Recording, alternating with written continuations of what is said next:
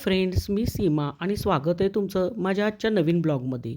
आता उन्हाळा सुरू झाला आहे, तर उन्हाळ्याची पूर्वतयारी मी कशी करते, ही तुमच्याशी आज मी शेअर करणार आहे. शेजारच्या वहिनींची महाबळेश्वरमध्ये स्ट्रॉबेरीची शेती आहे.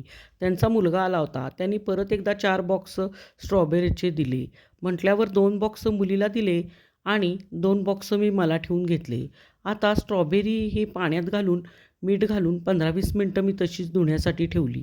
तोपर्यंत मार्केटमधून मी लिंबू आणून ठेवले होते 1 डझन आणि ते पण पाण्यात घालून स्वच्छ धुण्यासाठी ठेवली. इकडं 15-20 मिनटं स्ट्रॉबेरी चांगली मिठाच्या पाण्यात ठेवली. तोपर्यंत लिंबू पाण्यातनं काढून पुसून वगैरे ठेवले आणि जाड सालीची लिंबू आणायची नाही, अशी पातळ सालीची लिंबू आणायची, म्हणजे रस खूप निघतो. आणि प्रत्येक लिंबू असा रगडून घ्यायचा, म्हणजे रस सगळा मोकळा होऊन भरपूर लिंबातनं रस पडतो. आणि या लिंबाचं मी सरबत करून फ्रीजमध्ये स्टोअर करून ठेवणार आहे. ऑफिसच्या घाईगडबडीत प्रत्येक वेळी लिंबू सरबत करणं जमत नाही. मग असं जर स्टोअर करून ठेवलेलं सरबत असेल ना, तर पटकन मला घेता येतं व ऑफिसला पण वेळच्या वेळी जाता येतं. आणि उन्हाळ्यात तर बाहेरची शीतपेय पिण्यापेक्षा घरगुती प्रकारची सरबतं पिणं अत्यंत शरीरासाठी चांगलं आहे.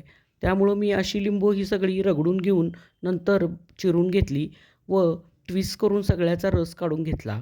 ॲक्च्युली रस काढण्याचं मशीन माझ्याकडं होतं, पण त्यानं सगळा रस निघत नाही. म्हणून मी हातानंच ट्विस्ट करून सगळ्याचा रस काढून गाळणीनं अशा प्रकारे चाळणीतच गाळून घेतला. अचानक गेस्ट आले तरीसुद्धा ह्याचं सरबत पटकन होतं. हे पाण्यात घालून थोडं मीठ घालायचं किंवा चाट मसाला, जिरा मसाला किंवा काळं मीठ असं काहीही घालून तुम्ही पटकन गेस्टना सर्व्ह करू शकता व स्वतःही घेऊ शकता. अशा प्रकारे मला हे 1.5 महिना सहज जाईल, म्हणून मी ही अशी तयारी करूनच ठेवते. सगळं करेपर्यंत 15 मिनटं झाली होती. मग स्ट्रॉबेरी मी 2दा स्वच्छ पाण्यानं धुवून घेतली आणि नंतर एका कॉटनच्या कपड्यावर सगळी पसरून ठेवली, जेणेकरून त्याचं पाणी शोषलं जाईल व मला ती योग्य प्रकारे स्टोअर करून ठेवता येईल. नंतर लगेचच मी हे रस किती निघाला लिंबाचा तो बघून घेतला, तर तो साधारण 1.5 कप होता. मग त्यासाठी मी दुप्पट पिठी साखर घालणार आहे त्यामध्ये. पिठी साखर अशी दुप्पट म्हणजे 3 कप मी त्यात पिठी साखर घालून घेतली व हे मिश्रण मी चांगलंच हलवून व्यवस्थित जरा बाजूला ठेवून दिलं व बऱ्यापैकी त्यात साखर विरघळली. पिठी साखर मी घरीच मिक्सरच्या भांड्यात फिरवून घेतली होती व हे मिश्रण विरघळल्यानंतर एका काचेच्या बरणीत हे सर्व मी भरून ठेवले व अशा प्रकारे आता हे मी फ्रीजमध्ये स्टोअर करून ठेवणार. मला चांगलं आरामात 1.5 महिना सहज जाईल हे. काचेच्या बरणीत आणि चांगलंही राहतं ना सरबत, त्यामुळे त्यातच ठेवलं.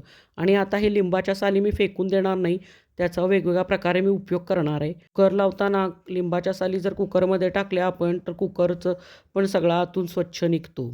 इकडं तोपर्यंत कॉटनच्या कपड्यावर स्ट्रॉबेरीतलं पाणी बऱ्यापैकी शोषून घेतलं होतं.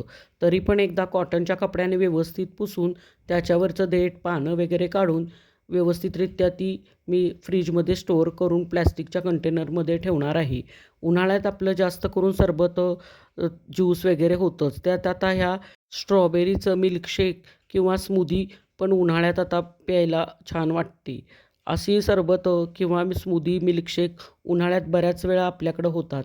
त्यासाठी हे मी स्टोअर व्यवस्थित करून ठेवणार आहे आणि फ्रीझरमध्ये ठेवली तर ती कडक होतात आणि व्यवस्थित परत जिपच्या बॅगमध्ये घालून ठेवली की त्याची आपली स्मूदीची कन्सिस्टन्सी खूपच छान होते. उन्हाळा लागला की मी लगेचच सब्जा घ्यायला सुरुवात करते. म्हणून 100 ग्रॅम सब्जा आणून तोही काचेच्या बरणीमध्ये स्टोअर करून ठेवला. एवढा मला उन्हाळ्यात पुरेसा होईल.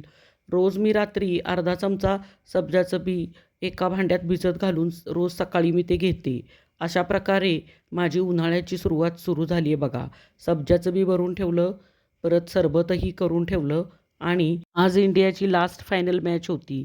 तर ती पण मॅच आम्ही रात्री एन्जॉय केली आणि इंडिया 2020 वर्ल्ड कप जिंकल्यामुळे आमच्या इथे चौकात अशी छान प्रकारे आतिषबाजी झाली व खूपच फटाके फोडण्यात आली आणि ही पण आम्ही एन्जॉय केला.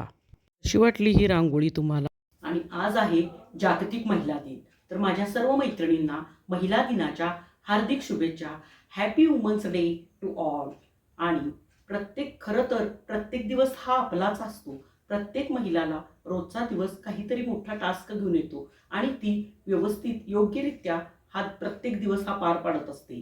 आणि अशाच माझ्या महिलांनी मी सांगते की नेहमी आनंदी राहा, हसतमुख राहा. त्यामुळेच आपली फॅमिली हसतमुख राहते. आणि जे आपल्याकडं आहे त्याच्या समाधान माना. जे आपल्यापर्यंत नाही ते कधी ना कधी येऊन आपल्यापर्यंत पोचणार आहे. ते आपल्यासाठीच दिलेले आहे. त्यामुळे जे नाही त्याचं दुःख मानू नका. आपल्याकडे जे आहे त्यातच आनंद माना आणि आपली फॅमिली बरोबर खूप वेळ स्पेंड करा. तर कसा वाटला माझा आजचा तुम्हाला ब्लॉग? आवडला असेल तर लाईक करा, शेअर करा आणि कमेंट करा. आणि भेटूया नेक्स्ट ब्लॉगमध्ये. श्री स्वामी समर्थ.